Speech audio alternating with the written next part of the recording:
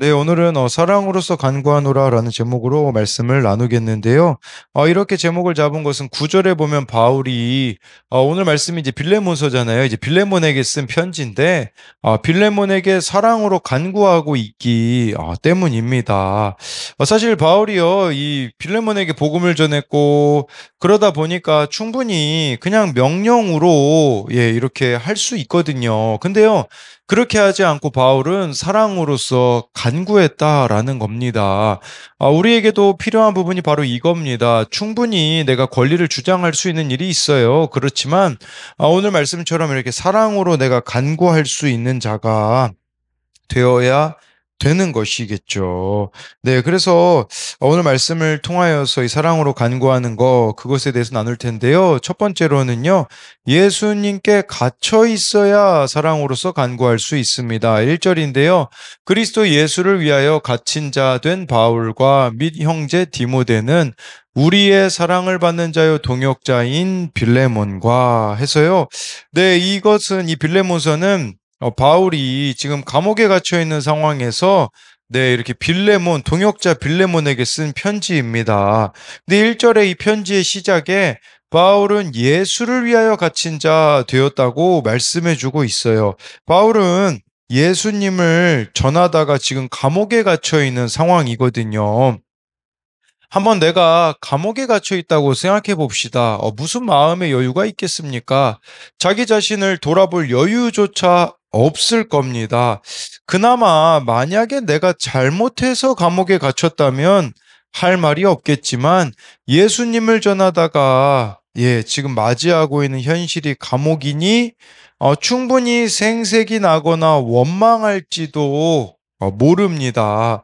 그런데 바울이 그렇게 하지 않았던 것은요, 그가 감옥에 갇힌 것은 자기 자신보다 더 귀한 예수 그리스도를 위하여 갇혀 있기 때문이라는 거죠. 그러니까 이걸 통해서 우리가 알 수 있는 것이 무엇입니까? 감옥이 그를 가둘 수 있을지는 모르지만 주님과의 교제를 가둘 수는 없었다라는 겁니다. 그래서 우리는 무엇에 갇혀 있는가 이걸 생각해 보자라는 거죠.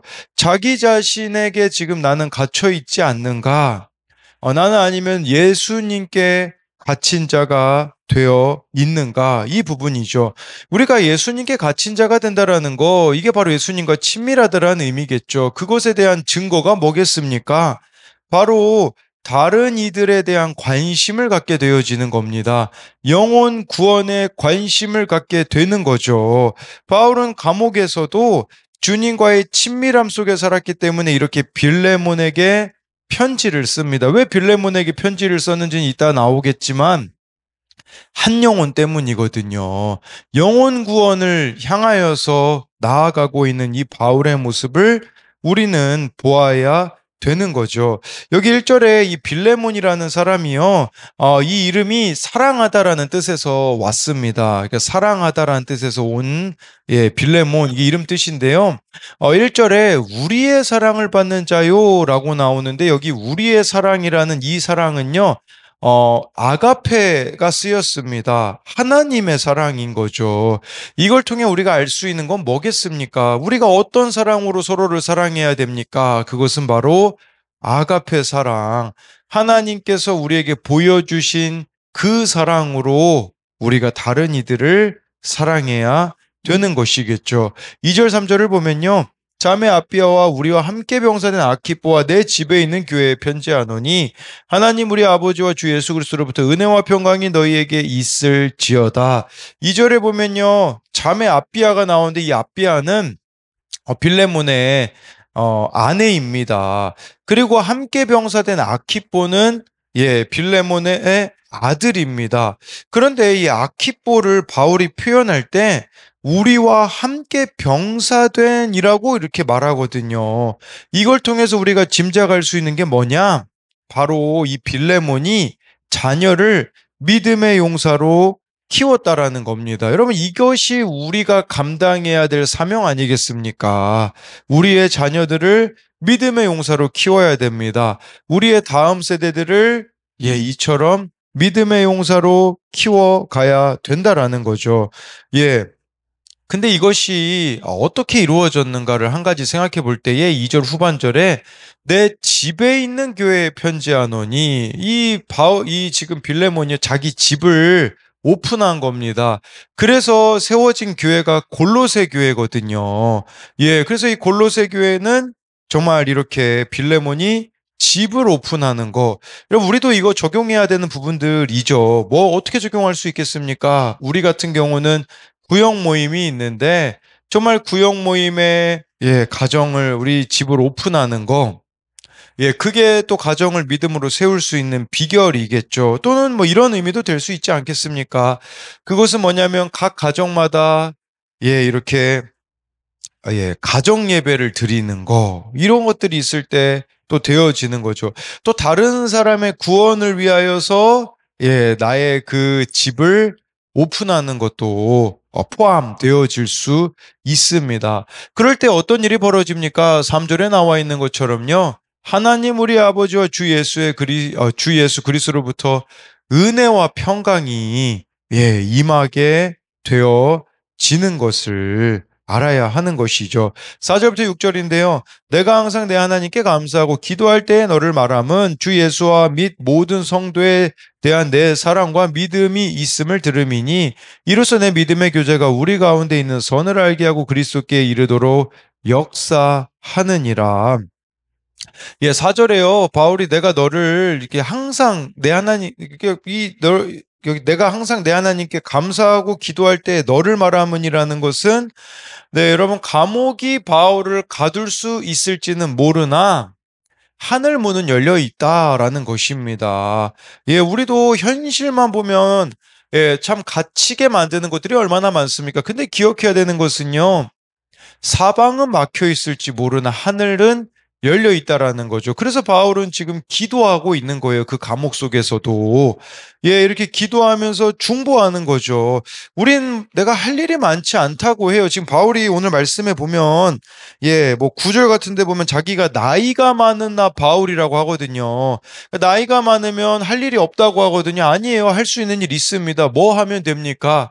중보 기도하면 되는 거죠. 그래서 바울은 지금 이 빌레몬을 위하여서 끊임없이 기도하고 있는 거죠. 그래서 이렇게 빌레몬을 생각할 때마다 바울은 감사 기도가 나온다라고 하고 있는 것처럼 이렇게 지금 끊임없는 기도로 나아가는 거를 우리가 또 생각해 볼 수 있겠고요. 또 6절에 믿음의 교제가 우리 가운데 있는 선을 알게 하고 그리스도께 이르도록 역사하느니라 라고 말씀해 주고 있어요.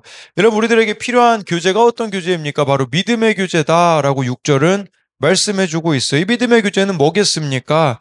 단순히 인간적인 정의나 세상적인 목적을 위해 만나는 걸 의미하지 않는 것이죠. 성도들이 하나님이 주신 은혜를 나누고 실제적으로 삶을 돕고 함께 신앙을 세워가는 만남을 뜻합니다. 이게 어떤 교제겠습니까? 말씀의 나눔의 교제여야 하는 것을 보여주고 있는 거죠. 그래서 이것에 대한 두 가지 적용도 나는 지금 무엇에 갇혀 있습니까? 욕심 때문에 스스로의 감옥에 갇혀 있습니까? 아니면 예수님을 위하여 갇혀 있습니까? 예수님께 갇혀 있는가? 인 거죠. 또 한 가지는 나는 가정과 삶을 오픈하여서 다른 이들을 섬기고 세우고 있습니까?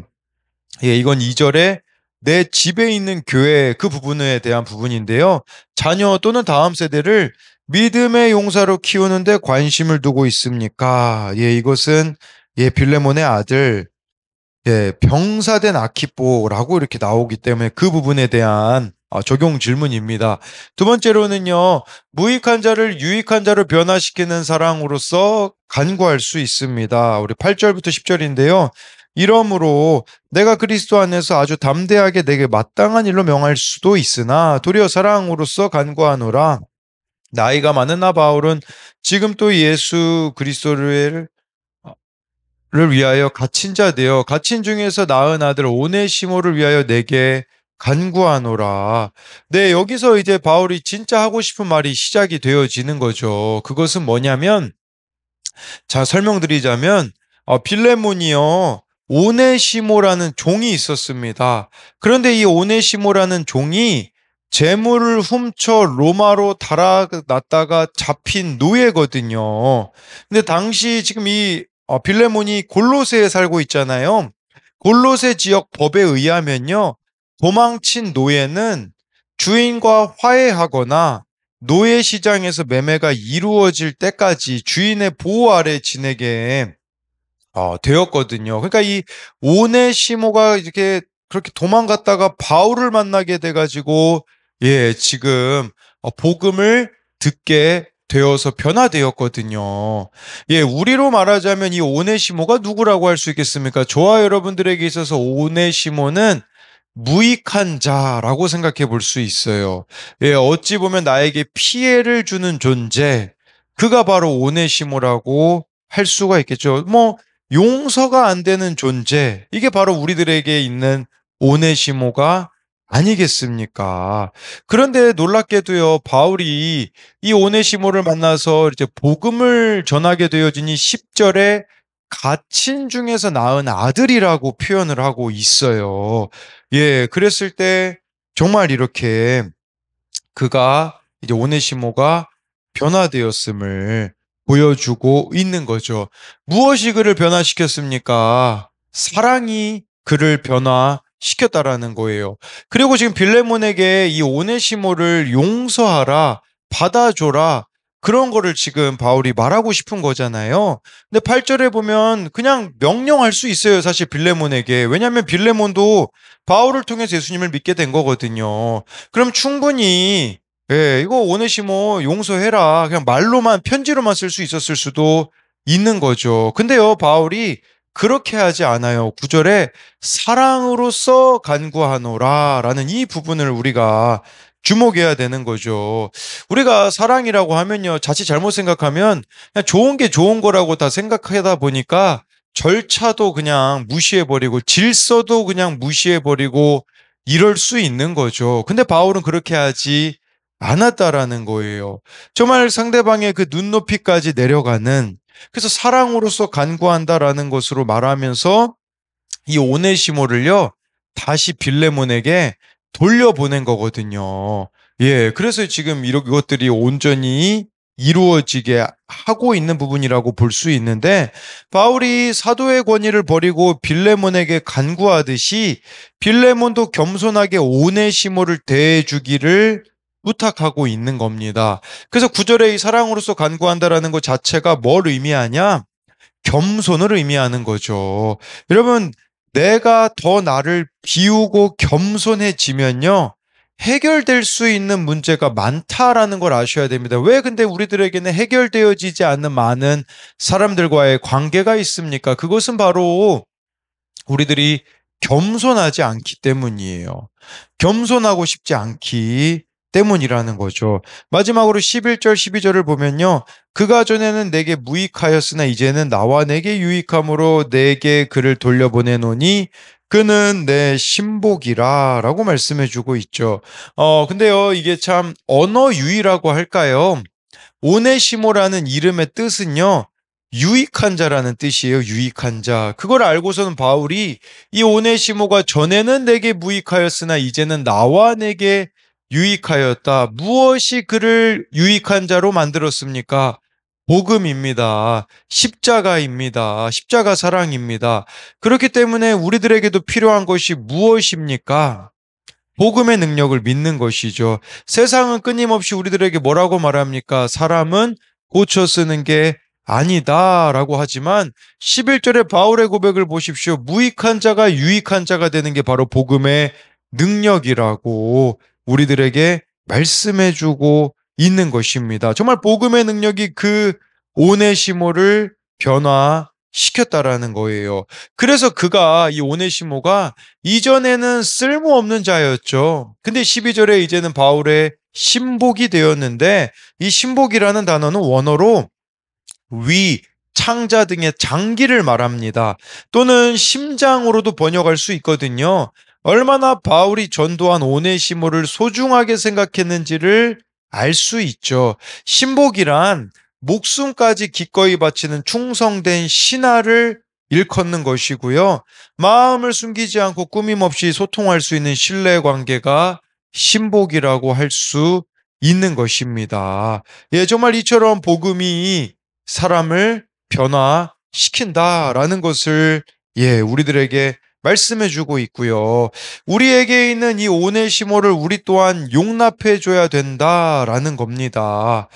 그래서 우리에게 피해를 줬던 그 오네시모를 이제 우리가 해야 되는 것이 무엇입니까?